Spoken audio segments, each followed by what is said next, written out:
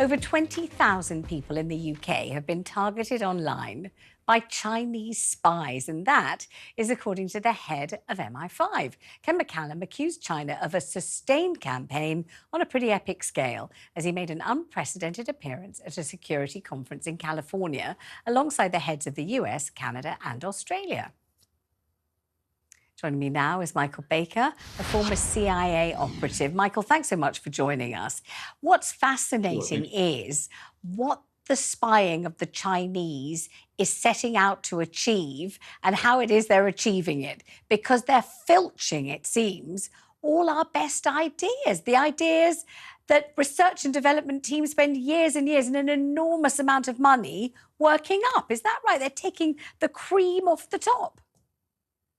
Yeah, that's exactly right. Look, the Chinese regime, again, we're not talking about the Chinese population. We're talking about the government, right? The CCP and their intel apparatus. Now, they made a decision decades ago that they would get essentially to the top of the food chain globally by bypassing all the hard work, all the heavy lifting, the cost, the time involved of research and development, of engineering, and they would just hoover up everything they could out there from the UK, from the US, from our allies, really from anyone. They're equal opportunity when it comes to stealing intellectual property, when it comes to taking research and development, when it comes to economic espionage. And so it has been a concerted effort for years and years. I'm very glad that we're talking about it. I'm very glad that Ken McCallum, Christopher Wray, who runs the FBI in the US, I'm glad that they are bringing it out into the open, because for decades, really, we've done almost nothing in terms of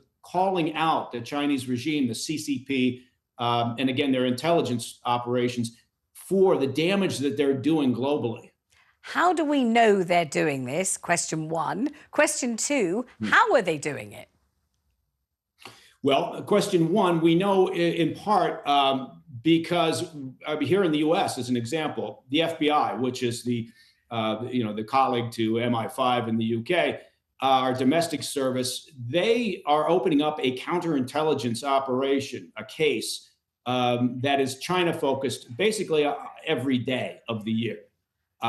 We have a ridiculous number of counterintelligence investigations going on against Chinese intelligence operatives and the CCP constantly. They target basically anywhere and everything. So this is not, when we think of espionage, we tend to think of government secrets, but this is not what we're talking about. We're talking about stealing intellectual property from a wide variety of sectors, right? Whether you're talking about biotech, you're talking about technology, you're talking about electronics, you're talking about pharmaceuticals, it doesn't matter. They will take everything that they can get their hands on, and then they'll sort out whether it's of value to them later on or not, because they are spending so much resource and so much effort on this. And again, it targets everywhere. How do they do it? Well, they do it through a variety of intelligence methods, and none of them are necessarily new, with the exception of cyber. The ability to access information in cyberspace has created a much broader opportunity for the Chinese espionage effort. But they also go after human sources. So they'll target a professor at a university who's working on material science. They'll target someone who's working at a private corporation. They'll target somebody who's at a startup, just developing something new and of potential interest to them. I can't overemphasize the aggressiveness that they're engaged in here. I mean, the whole thing's absolutely fascinating, also deeply chilling. You say that we have been oblivious of all of this for so many years. We've just smilingly allowed them to do whatever they fancy doing in terms of popping in and nicking all our best ideas from us, are the most expensive and the most difficult to formulate. The whole thing's absolutely extraordinary, really. But now we know, and now people like you were saying so from the rooftops, what do we do to stop them? Well, the first part is what we're doing right now, which is talking about it. And it's very good that MI5 is kind of coming out of the shadows to discuss this. The FBI in the US has been doing the same thing. They've been engaged in a much more proactive effort to get out there and work with the private sector, work with commercial businesses, with academic institutions to explain how the Chinese actually engage in this behavior, to show them the damage that is done. Look, it's almost immeasurable. The cost to the UK, to the US, to our allies, to the West in terms of lost economic opportunity from the theft of research and development, lost potential jobs, right? We're talking about an amount that you really can't fathom over the years. But so what we're doing in part is this, I don't want to call it a public relations campaign, but it has to be done to have a two-way dialogue between the intelligence organizations, law enforcement, with the private sector to say, this is the threat and this is how you can counter it. How can you counter it? Well, first you got to be aware of it. And then there's a variety of things that you can do. You can establish better security protocols within your company.